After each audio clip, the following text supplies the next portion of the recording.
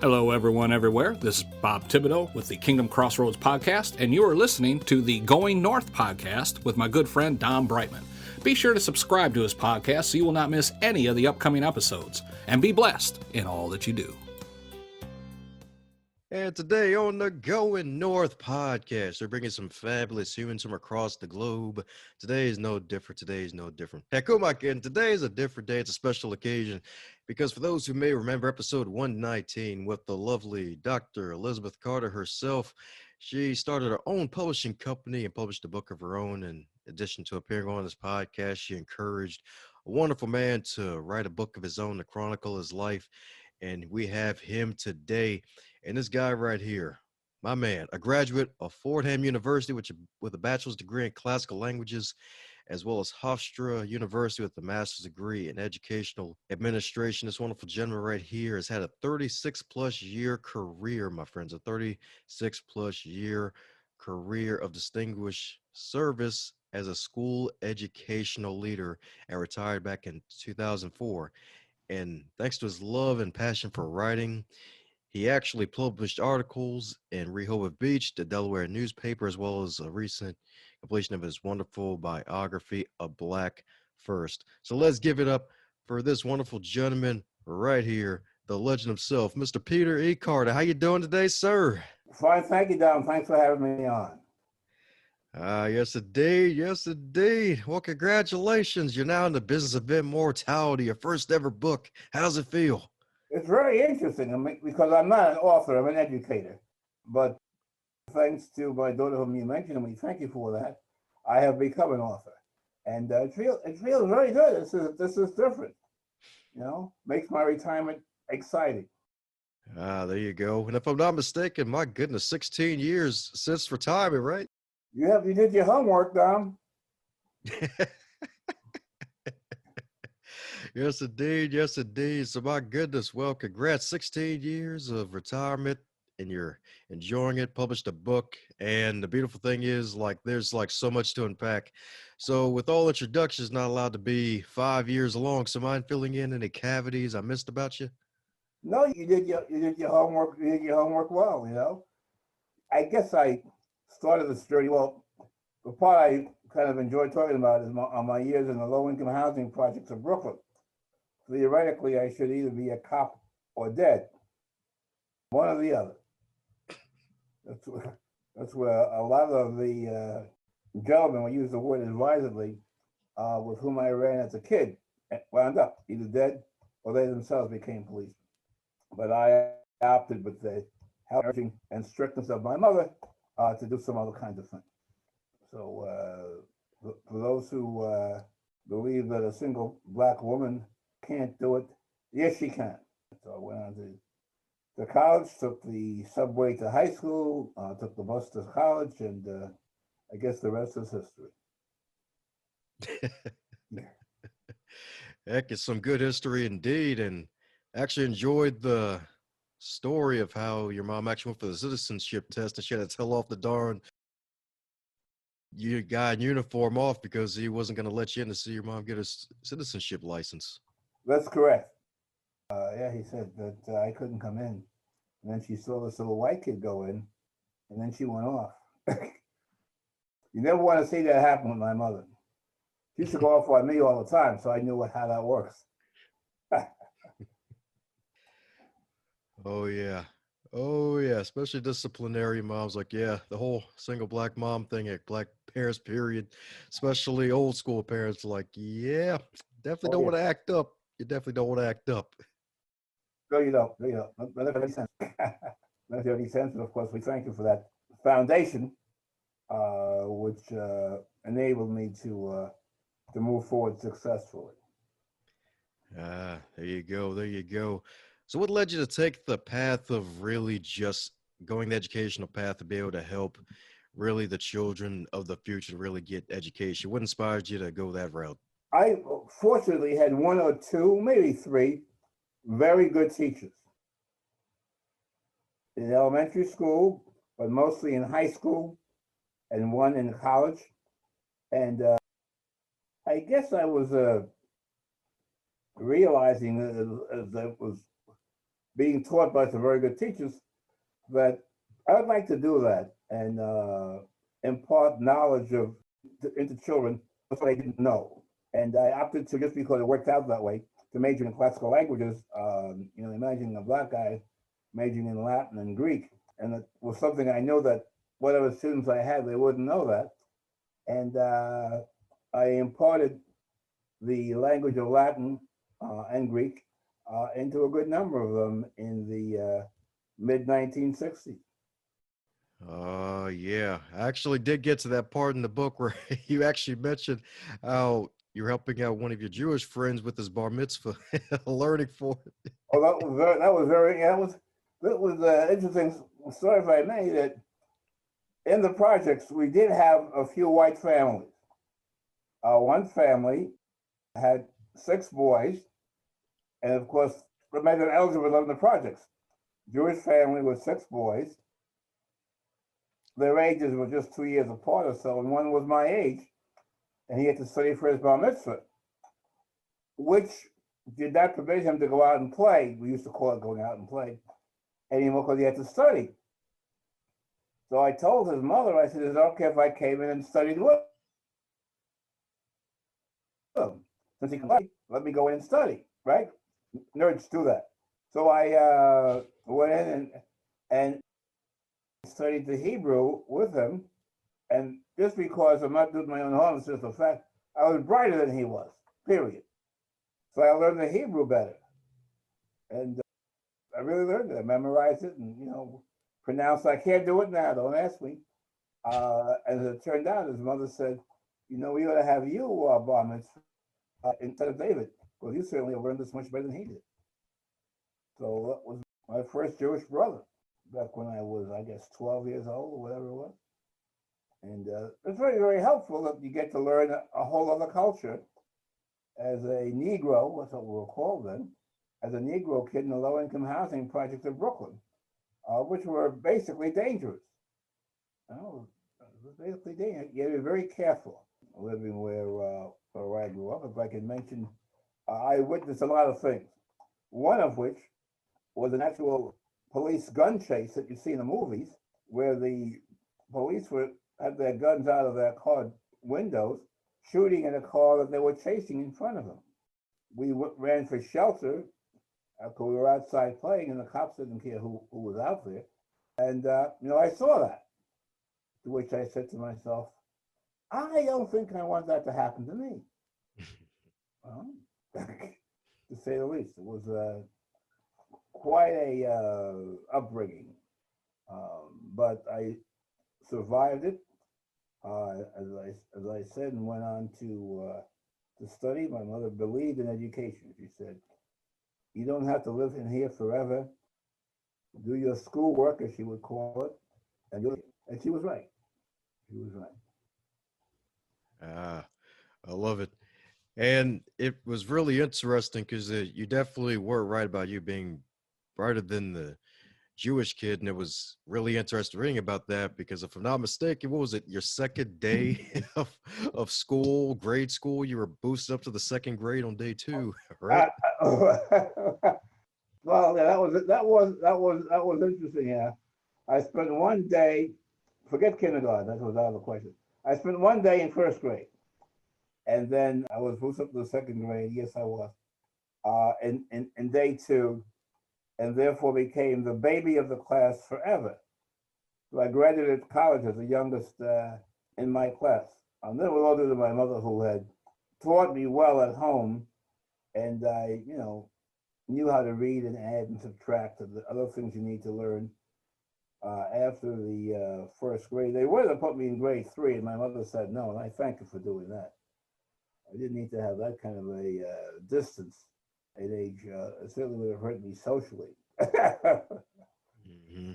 And we didn't want that to happen necessarily. But yeah, I started school, day 2 of school was grade 2. Oh, yeah. So with being a bright young black man in the 60s and heck, even living in the projects in between those. That was in the 50s, actually. Oh, 50s. Oh, my goodness, right. Yeah, that was in the 50s, actually. And there weren't, I have no idea if there weren't other young, bright black or Negro men back then, nor did I care.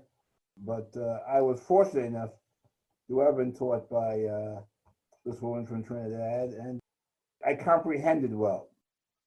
That's great right there. So how were you able to really, because going through your book was actually interesting reading the fact that even though times were still rough back then and a certain turn will definitely could be your demise, like you still got along with folks from other races back then, the other kids. Well, my mother, again, she put me in this Catholic school in Harlem, or what I call Upper Harlem. Sugar Hill was what the bougie people called it. So in the school itself, yes, there were other black children there, but the school was integrated. You know, the little Irish and Italian kids were also there, and they kind of respected me in that. I think now that I'm 70 something and can look back at it, that whatever their parents told them that I was supposed to be, I wasn't, and that really got them really interested in me. And then when we moved to Brooklyn, Dom, because I was only 1 year in Manhattan in that particular school, when we moved to Brooklyn, to a predominantly Italian with some Irish neighborhood, and I excelled academically, those who opted to promote me politically, and I was a class president by 6th, 7th, and 8th grade. That a really, positive experience. So luckily during my elementary days, even though I knew there were, racists, but that's a whole other discussion, they respected me and made me their political leader, back when I was 11, 12 years old. And I said, oh, okay, is that how this works?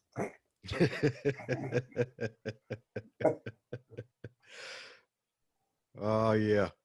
Yep, that was a funny moment in reading about that, especially when you found out that the power didn't work too well with the grown-ups. Well, hey, I wasn't about to go up about my peers, and it worked, and they were respectful and basically respectful of my mind, basically. Mm. And that was just, I learned fractions well and quickly. I could diagram a sentence well and quickly. And as a matter of fact, I may not have put this in the book. By the middle of 8th grade, they run out of curriculum to teach me. Mm. All right. And so this very bright nun, who was the principal, decided we have nothing more to teach him. We can't let him sit in class from January to June because he'll be disruptive. I talked a lot. So she put me to work every day after lunch in the office. And I ran the school office as a little black kid of, I guess, 13 by then, every afternoon for a semester. I took the phone calls, I welcomed the visitors. I ran the place while she went to observe teaching or whatever principals do. I had no idea at that point that I'd be doing that later on, but I was in the office for a good reason for a whole semester. Hey, that's what I'm talking about right there, Hecky. So I guess you were destined really to basically go into the school system as an administrator with basically that early advantage of being so bright and being so trained so well to really Yes, direct sir. Yeah, I think that's what did it. That's what did it. I love that. So for those out there who may have bright minds, but they may not be confident in really just using that bright mind to their advantage, what advice would you give to them from your experience? Well, thank you for asking that. The advice simply and complicatedly is move forward and do what it is you believe you can do, and don't let anybody, starting with your parents, and we have numbers on that kids, I know this from experience, dissuade you from doing what it is you want to do academically. All right. We have the brothers out there in the playground and other places ardently playing basketball and becoming quite proficient at it. All right. Michael Jordan, LeBron, etc. However, they practice a lot. They play basketball a lot. Those of us who are not so gifted and might be gifted academically, don't be afraid to practice academics a lot. What does happen, of course, is that your so-called peers, the homeboys, will put you down and say, why are you doing that? Why are you studying? Why are you acting like a white person? The response to that is, number one, because I'm a black person. That's why I'm acting like a white person. Because once I have accomplished and learned what they know, when it comes time that will happen for me to be discriminated against, I'm coming at you with a whole bunch of white knowledge. Why? Because I stuck with it. So my advice to the beautiful young brothers and sisters who are in their teens here in 2020, if you have something going for you, stick with it. Stick with the academics.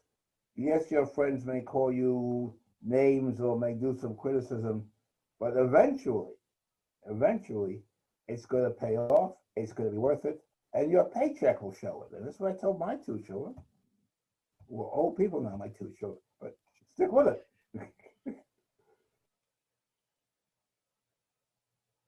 Don't be, quote, distracted, all right?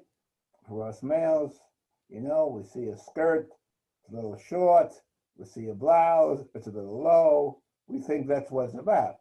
Well, it will be eventually, but in the meantime, it's about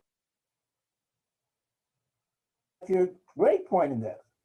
Let's just, my advice to young people, if you have that other gift, go for it. If you have a gift, if you can throw a ball in a stadium and somebody can catch it, good for you too, all right? But not too many people can do that. All right? More of us really can excel academically, but we are afraid to. Don't be afraid to excel academically. That's my advice. Go for it. It'll pay off.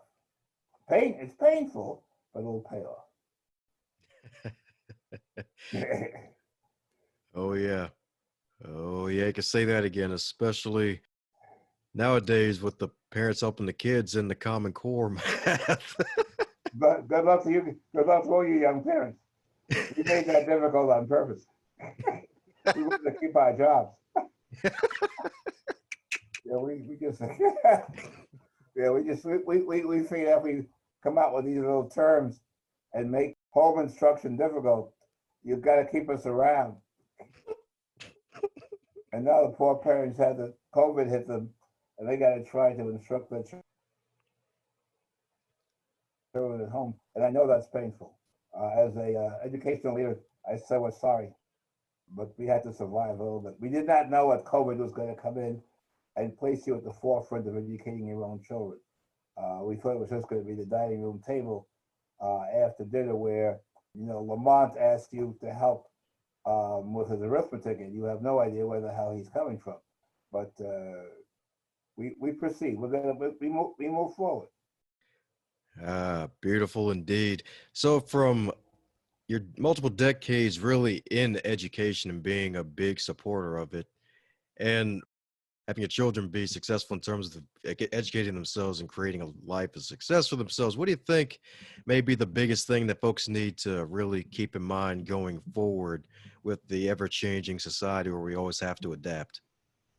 Well, do not let your blackness be a deterrent to success. Let your blackness be an impetus to success. Period. Yes, the fact is that folk don't like you. Folks are jealous. Folks are this, folks are that. But so what? You already have it and the intelligence and work at it and increase it and keep going at it. If you're fortunate enough to be admitted to a university, and I believe humbly that every black kid can be admitted to a university. Forget about the money. Put the money aside. Just get admitted. Then work on that other part later. And then, while you're in the education institution, put your minds to what you do and study. You can party later. You can party later. You can party during also, but don't let partying interfere with why you're there. You're not there to drink wine coolers, etc. You're not there to bed down these little girls. You're not there for that. Right? You're there to learn what the white guy is learning, so that you can use that with and or against him or her when the time comes. And after you gain your degree, because you worked hard for it, you stayed the course, you looked at the price. If you want to go out and party and bed down someone, well, at least you got something to do it with. Otherwise, you're going to get put out, and then you're out in the street working in a meat packing plant or something. There's no need for that. There's nothing wrong with working in a meat packing plant, by the way. But if you are talented and don't have to go that route, my goodness, brothers and sisters,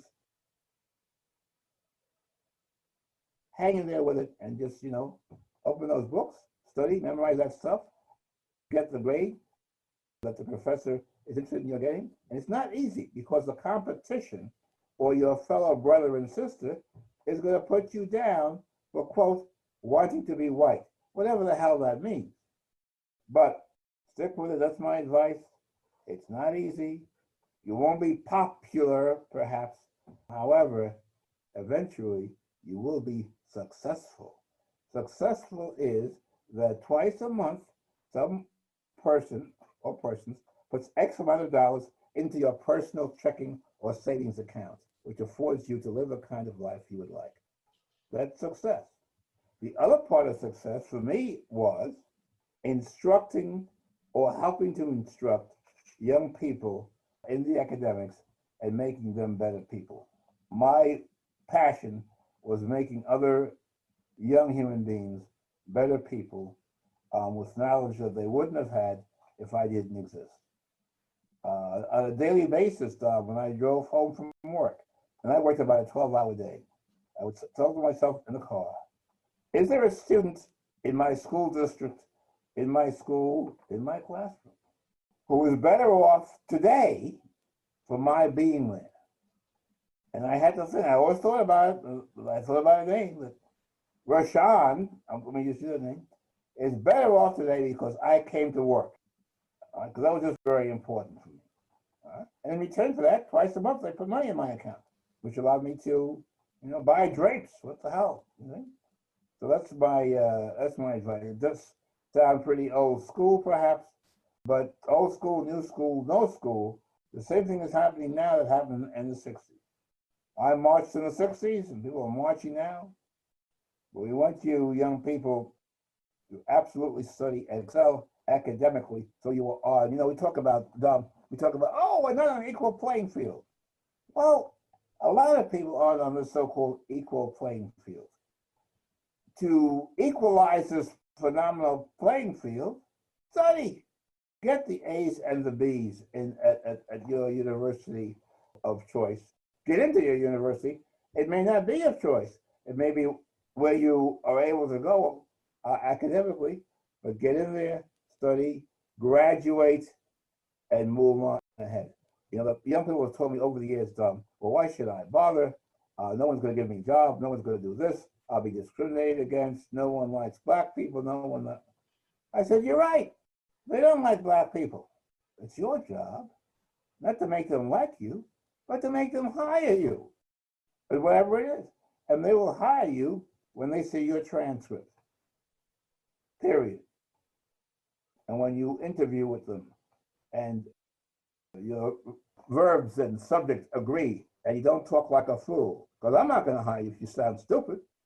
So these are the kinds of things that I've tried to do years and years ago in my quest to help kids. That's what I'm talking about right there. That's what I'm talking about indeed. And definitely just making sure you don't sound stupid at all, because that's the thing nowadays with technology, with all these random emojis and other things. It's all well and good technology-wise and cute, but you still have to be able to put a sentence together properly and stuff to talk to people. Absolutely. That's what I told my daughter, whom you met years ago. I said, sweetie, If he can't put a sentence together properly, forget it. All right. I said, because the first 15 minutes, that might be exciting and satisfying, but then what are you going to do? And if he cannot put a sentence together, that's a waste of time. So, and I told her little brother the same thing. She's got to be able to converse, and share what's on her mind and have something on her mind which she or he, can share. It sounds a little bit, again, you had mentioned old school, but it works. It works. That's just part of it. That's what I'm hoping that those young people who be listening to the podcast take away from this thing. That just stick with it. All right, it's not easy. You'd rather be, quote, doing something else. Smoking something else, sipping something else, sleeping with someone else. You can do that later when you have those credentials with which to allow yourself to live more comfortably than you might be living now. He says something very important there, the power of conversing. So since you are skilled with the English language and a couple others at one point, what would probably be your advice for those to have a better conversation, for those who may be lacking in the skill of having a good conversation? Put that damn phone down is the first thing. In my career, of course, I had to interview many, many human beings.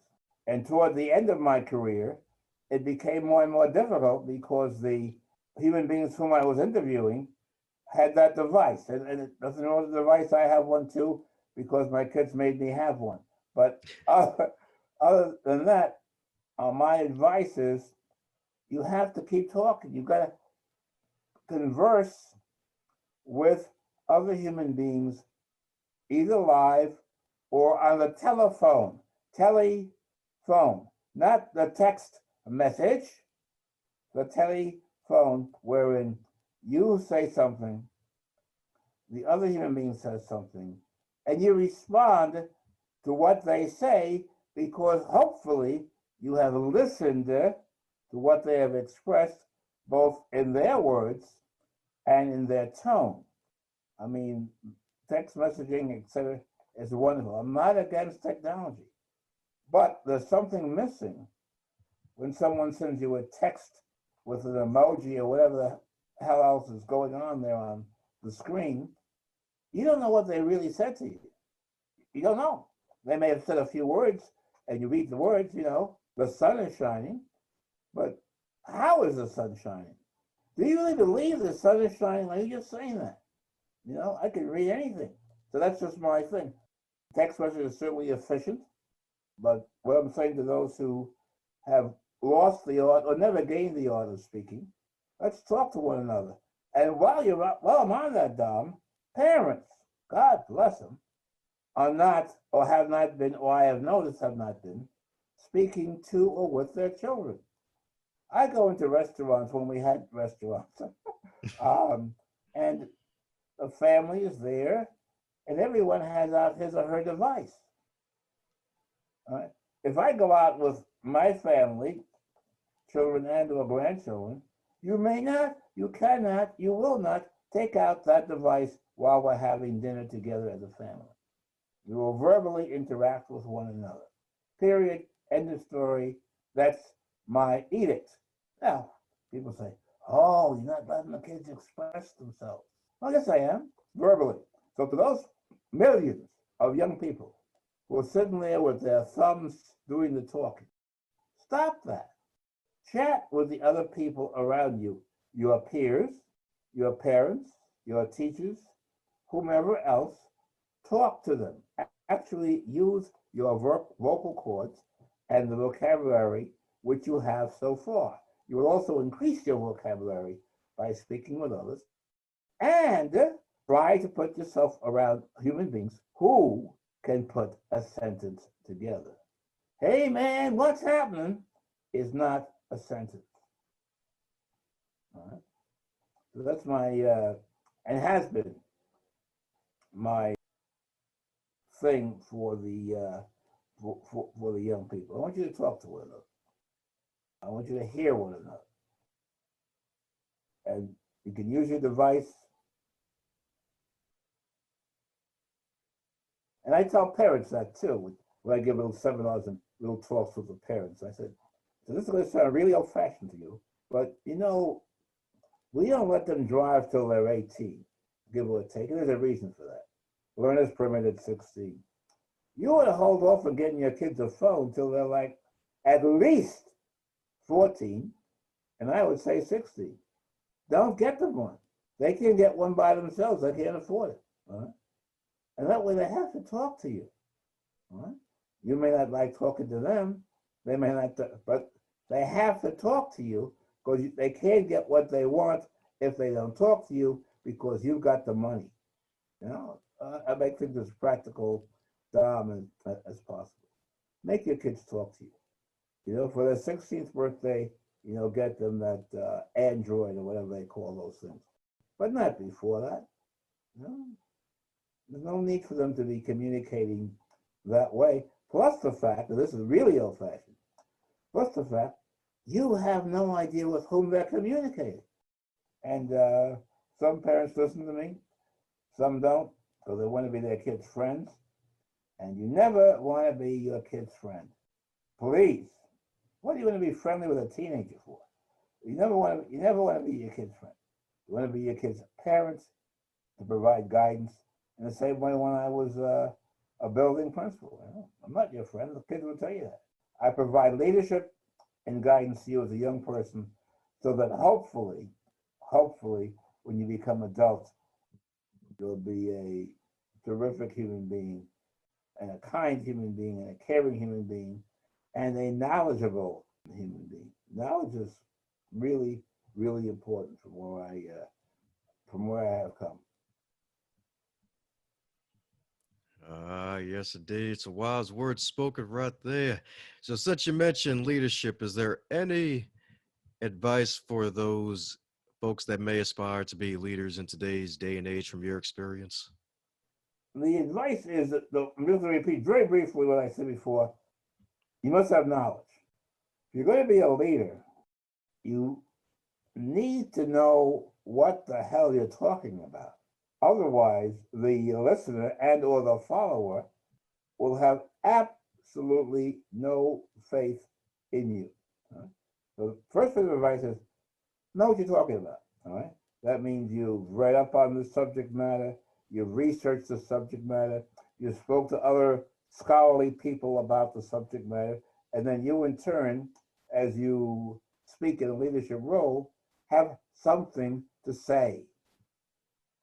Because if you have nothing to really say, the listener's going to say, and forget about it. So the first thing is come to the table with knowledge, whether it be in the boardroom, if you're in business and industry, or whether it be on the basketball court. LeBron always has something to say. For those who I follow LeBron as a basketball player second, as a black man first, he has got something to say. And we should listen. Right? So too for the brothers and sisters who are up and coming, know what you're talking about. So when you're challenged by whomever, you can rebut that challenge with a fact or a piece of research. And then people will gain respect for you. They may not like you. All right. And if I may, Dom, we don't want people to like us particularly. We want people to respect us. If after they respect us there, then they may like us. Wonderful. All right. I wrote a piece about Black Lives Matter.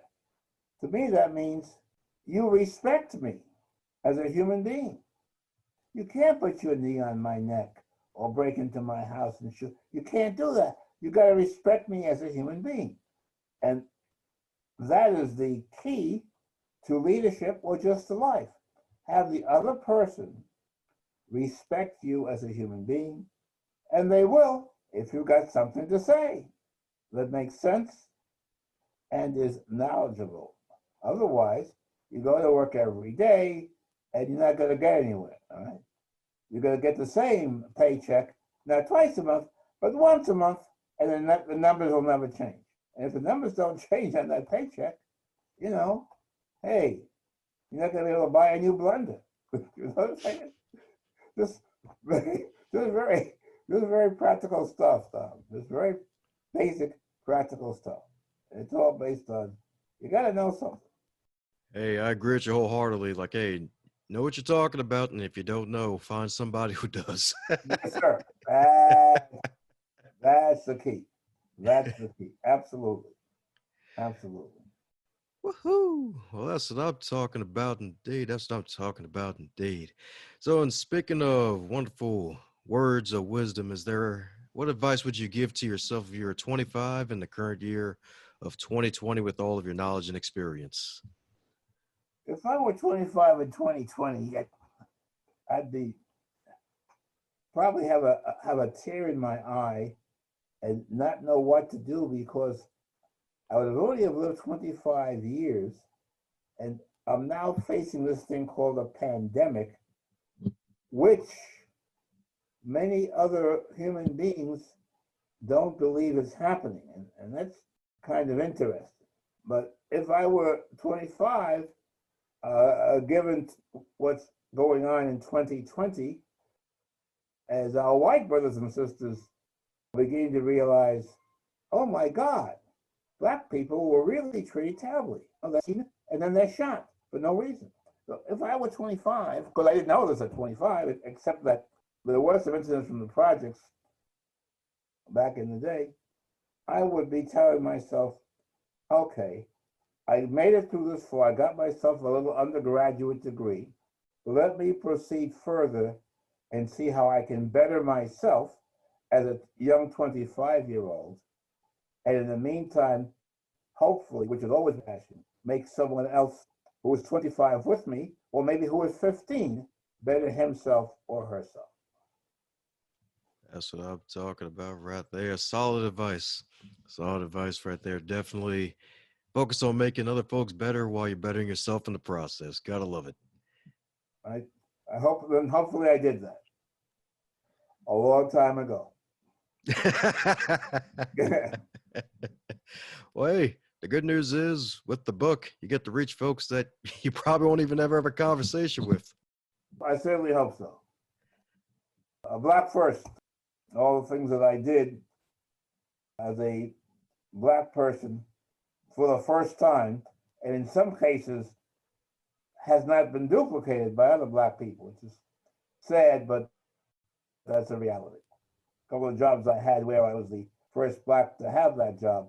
But when I left the job, I was not replaced by another Black person, nor have I been since. But that's a reality. I'm glad I did it when I did it. There you go. There you go. Setting that standard of excellence right there, baby. That's what I'm talking about. Thank you. Thank you. Yes, indeed. So for folks who want to snag some copies of the magical book, where can they head off to? They can head off to Amazon or BarnesandNoble.com also. Amazon.com or BarnesandNoble.com. Woohoo! Sweet. Well, there you have it, folks. Go out there and check out Peter's book, baby. Check it out. Buy some copies. Share with your friends, especially with holiday season on the horizon at the speed of time, which is too darn fast. It is. And I thank you so much, sir, for having me on your podcast, and to all the participants with all the best to all of you. May God bless all of you also, because that's kind of important. How's it going, my friend? I'm glad you made it to the end. That shows that you really enjoyed what you heard and you are an uncommon finisher. Thanks for giving this show a listen. If you really want to help out the show, be sure to subscribe, leave a review, and share this with someone that you care about or someone that needs to hear this message, because we want to spread this podcast around like butter on bread, if that's your type of thing. And if it's not your type of thing, still spread it around anyway, because good stuff needs to be shared with good people like yourself.